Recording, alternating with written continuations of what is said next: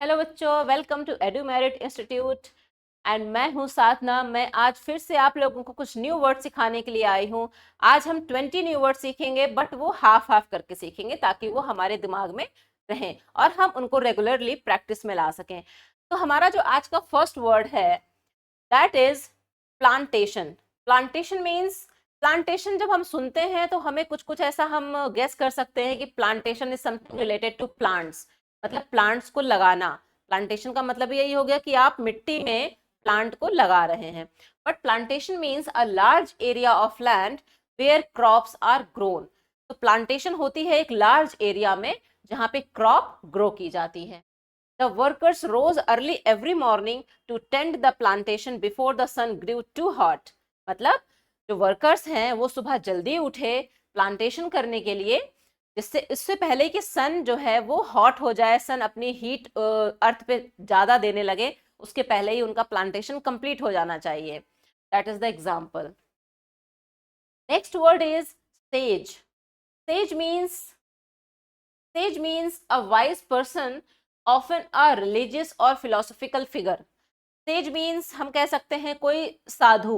अगर हम अपनी लैंग्वेज में बात करें तो सेज का मतलब होता है साधु, जो कि संत हो, जो कि एक वाइज पर्सन, जो आपको हमेशा ही एक अच्छी एडवाइस दे। The villagers climbed the mountain to seek advice from the old sage who lived there. जो गांव के लोग थे वो माउंटेन पर चढ़े क्योंकि माउंटेन के ऊपर एक सेज रहते थे। सेज उनको अच्छी एडवाइस देते थे, गुड एडवाइस देते थे। Next word is potion. Potion means a liquid with magical properties. एक ऐसा लिक्विड जिसमें मैजिकल प्रॉपर्टीज हो, दैट इज कॉल्ड पोशन। जैसे कि कोई मेडिसिन है कि आप 2 ड्रॉप लें तो आपकी प्रॉब्लम सॉल्व। आप कभी भी अगर होम्योपैथिक ट्रीटमेंट लेते हैं या एलोपैथिक भी लेते हैं तो उसमें क्या होता है ना, या कोई भी टाइप ऑफ मेडिसिन आप यूज करते हैं, तो पोशन का मतलब एक ऐसा लिक्विड जिसमें मैजिकल प्रॉपर्टीज हैं, वो आपको 2 ड्रॉप्स लेते ही आपकी प्रॉब्लम एकदम solve. That is called potion. The wizard handed her a small bottle of potion that could cure any illness in an instant. Wizard means magician, जादूगर। जादूगर के पास तो जादुई चीजें ही होंगी ना। तो जादूगर ने उसको, एक बच्ची को, एक स्मॉल बॉटल दिया पोशन का, जो कि किसी भी इलनेस को बहुत एक क्षण में ही, इन एन इंस्टेंट का मतलब एक क्षण में ही ठीक कर देती है। That is called potion. That is the magical liquid. Next word is chant. Chant तो हमने अक्सर सुना होगा। चैंट का मतलब होता है जाप करना। चैंट मीन्स किसी चीज को बार बार एक रिदमिक वे में बोलना। जैसे आप किसी का भी नाम अगर रिदमिक वे में लेते हैं, that is called chant, means जाप करना, जपना। जैसे अभी हम लोगों ने देखा कि इंडिया का मैच हुआ था, फाइनल मैच में इंडिया जीत गई, तो सब लोग बड़े जोर से चिल्ला रहे थे इंडिया इंडिया। तो हर किसी का जो वो जाप था, एक इंडिया का जाप कर रहे थे, तो दैट इज कॉल्ड चैंट। या फिर कोई अगर स्पिरिचुअल बंदा है तो किसी भगवान का वो नाम लेता है, तो जो कंटिन्यूअस रिपीटिशन होता है उस नेम का, that is called chant. To repeat or sing a word or phrase often rhythmically, the crowd began to chant the team's name louder and louder as the final minute approached. Same example I have given you कि किसी team का नाम ले रहे हैं सारे लोग, crowd पूरी नाम ले रही है, और वो जैसे कि फाइनल बॉल आने वाली होती है, हमारी बॉलिंग हो रही थी, तो हमने बॉलिंग करके सबको आउट कर दिया न्यूजीलैंड की टीम को, तो सारे लोग इंडिया इंडिया चिल्ला रहे थे। That is called chant. Next word is tended. Tended means looked after or cared for something with attention and effort. मतलब किसी चीज का बहुत अच्छे से ख्याल रखना। टेंडेड इज कॉल्ड किसी चीज का बहुत ध्यान से, बहुत एफर्ट के साथ में ख्याल रखना। जैसे कि आप अगर कोई प्लांट लगाते हैं अपनी इच्छा से, आप जब आप कोई काम करते हैं ना, तो आप उस काम को बहुत प्यार से करते हैं, बहुत अच्छे से करते हैं। सपोज मैं आपको एक सीड दे दूं और मैं कह दूं कि आप इसको ग्रो करना है आपको ये, तो आप उसको सॉइल में डालेंगे, आप उसमें थोड़ा थोड़ा सा पानी डालेंगे, मैं पूरा प्रोसेस आपको बता दूंगी, आपको ये करना है, ऐसे करना है, तो ही ये सीड आपका ग्रो होकर के प्लांट बनेगा। तो आप उस सीड को लगाएंगे सॉइल में और उसको थोड़ा थोड़ा सा पानी देंगे, थोड़ा सा फर्टिलाइजर देंगे, सनलाइट देंगे टाइम टू टाइम, तो धीरे धीरे करके प्लांट बनेगा, छोटा छोटा प्लांट बनेगा। तो प्लांट जब बन जाएगा तो आपको कितनी खुशी होगी। तो जो खुशी है उस प्यार जिस that is called tended. She tended the little garden every day until it bloomed with colorful healthy flowers. बच्ची ने अपने छोटे से गार्डन को बहुत she tended the little garden, बहुत प्यार से ख्याल रखा उसका, जब तक कि उसमें कलरफुल हेल्दी फ्लावर्स नहीं आ गए। इसी तरह से जब अगर आपके पास में कोई ऐसी बुक आ जाए जो कि आप सोच रहे हो, कोई रीडिंग की बुक आ जाए, कोई स्टोरी बुक आ जाए जो कि जिसके पेपर्स गोल्डन हैं या जिसके पेपर्स कुछ कार्टून बहुत अच्छे बने हैं, तो आप उस बुक का बहुत अच्छे से ख्याल रखेंगे, राइट? क्योंकि वो आपके लिए इंपॉर्टेंट है। तो जो एफर्ट आप उसका ख्याल रखने में लगाएंगे, that is called tended. You tended that book to keep it safe from everything, from everyone. Next word is muttered. Muttered means होता है बुदबुदाना। अगर हम बात करें एग्जैक्ट हिंदी मीनिंग की, तो मटर्ड का मीनिंग होता है बुदबुदाना। Spoke quietly in a low voice, often when unhappy or thinking aloud। जैसे कि आप कुछ सोच रहे होते हैं कभी कभी, तो आप अपने थॉट में इतना ज्यादा गुम हो जाते हैं, इतना खो जाते हैं कि आप धीरे धीरे करके ना उस चीज को बोलते हैं, अपने आपके मुंह से आवाज निकलती है लेकिन इतनी लाउड नहीं होती, बहुत ही सॉफ्ट लो वॉइस होती है। तो उस उस वॉइस को ही बोलते हैं बुदबुदाना, मटर्ड। He muttered a quiet complaint under his breath when he realized he had forgotten his lunch। मतलब वो जो ऑफिस जा रहा था एक बंदा, वो अपना लंच भूल गया, तो भूलने के बाद जब उसको रियलाइज हुआ कि वो अपना लंच भूल गया, तो अपने मन में सोच रहा, ओफो मैं आज लंच भूल भूल गया। दैट इज कॉल्ड, वो अपने आप से बात कर रहे हैं, दैट इज कॉल्ड मटर्ड।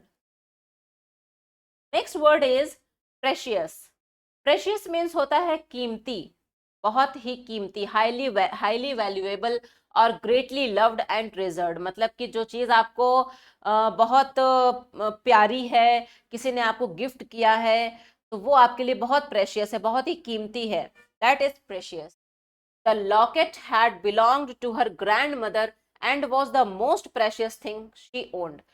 एक लेडी है, मतलब मुझे मेरी ग्रैंड मदर ने एक लॉकेट दिया, तो वो मेरे लिए बहुत ज्यादा प्रेशियस हो गया। या आपको आपके पेरेंट्स ने कुछ गिफ्ट दिया, आपके फ्रेंड ने कोई गिफ्ट दिया, तो वो गिफ्ट आपके लिए बहुत प्रेशियस है। Next word is wisdom. Wisdom means होता है डीप अंडरस्टैंडिंग और knowledge gained through experience and reflection. मतलब बुद्धिमानी, अनुभव से मिली हुई बुद्धिमानी, इसको कहते हैं विजडम।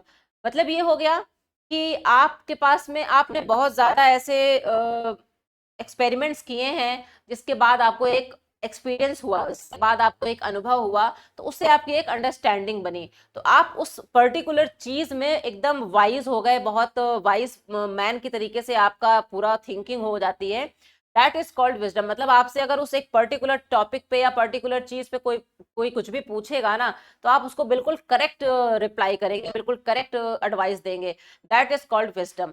जो कि आपके अनुभव के साथ में आपकी ब्रेन को, आपकी अंडरस्टैंडिंग को डेवलप करता है, that is wisdom. It takes not just intelligence but true wisdom to know when to speak and when to stay silent. मतलब कि ये सिर्फ एक इंटेलिजेंस नहीं होता है, ये ट्रू विजडम होता है, जो कि आपको ये सिखाता है कि कब आपको चुप रहना है, कब आपको बोलना है। एक विजडम की बात होती है, जैसे कि बच्चे होते हैं, बच्चे छोटे होते हैं, लेकिन कहाँ हमें चुप रहना है, कहाँ हमें बोलना है। तो बच्चों के अंदर विजडम की कमी इसलिए होती है क्योंकि वो छोटे हैं और उनके पास अभी एक्सपीरियंसेस नहीं है। बड़े क्या होते हैं कि बड़ों के पास में एक अनुभव हो जाता है, एक एक्सपीरियंस हो जाता है, इसलिए उनको सब चीजें पता होती हैं, मालूम होती हैं। Next word is perched. Perched means sat on the edge of something high up, like a branch or a ledge. A bright red robin perched on the fence post and watched us curiously from above. Perch means होता है किसी बहुत high चीज पे बैठे होना, जैसे कोई वॉल है या कोई ट्री टॉप है, ट्री टॉप की एक ट्री पे बहुत ऊंचाई पे एक ब्रांच है, उस पे कोई बर्ड बैठी हुई है, उस पे कोई एनिमल बैठा हुआ है, दैट इज कॉल्ड पर्च। ठीक है। और bright red robin perched on the fence post and watched us curiously from above. Red robin बैठा हुआ है किसी एक फेंस पे, किसी वॉल पे, और हम सबको ऊपर से ही बहुत क्यूरियसली देख रहा है, that is perch. Next word is limb. Limb means a large branch extending from the trunk of a tree. Basically, limb means होता है पार्ट और अ पोर्शन। जैसे कि आपका पूरा बॉडी है तो आपका हैंड एक आपकी बॉडी का पार्ट है, that is also a limb. अब यहाँ पर हम बात करें तो एक ट्री की बात की गई है कि ट्री का जो ट्रंक है वो बहुत ही मोटा होता है और उसकी एक लंबी सी ब्रांच निकली हुई है। तो here we are saying that a limb मतलब आपसे जुड़ा हुआ, उस ट्री से जुड़ा हुआ एक पोर्शन उसका बाहर एक्सटेंड कर रहा है, that is called limb. The cat climbed high up onto a limb of the old oak tree and refused to come back down. जो एक बिल्ली है वो लिम्ब पे चढ़ गई, किसी ट्री के बहुत हाई ब्रांच के ऊपर चढ़ गई जिसको लिम्ब बोलेंगे हम, और वहां से नीचे आने के लिए वो मना कर रही है। ओक ट्री के ऊपर चढ़ गई है वो और वो नीचे आने के लिए मना कर रही है। तो बच्चों हम लोगों ने यहाँ पे पढ़ा, 10 वर्ड्स हमने यहाँ पर देखे और आगे के 10 वर्ड्स हम नेक्स्ट क्लास में सीखेंगे। आप लोगों को करना ये है कि ये सारे वर्ड्स को डायरी में नोट करना है और उनको प्रैक्टिस करना है। ना आप सेंटेंस मेकिंग करेंगे, पहले तो आप सेंटेंस बनाइए और डायरी में लिखिए, उसके बाद आप उसको बोलने में इस्तेमाल कीजिए। जितना आप इनको डेली प्रैक्टिस में रखेंगे उतना ही आपकी इंग्लिश को स्ट्रांग करेगा और आपकी वोकैबुलरी ऑटोमेटिक स्ट्रांग होगी। ठीक है बच्चों, नेक्स्ट वीडियो हमारा कुछ टाइम में आएगा, तब तक के लिए थैंक यू, बाय बाय।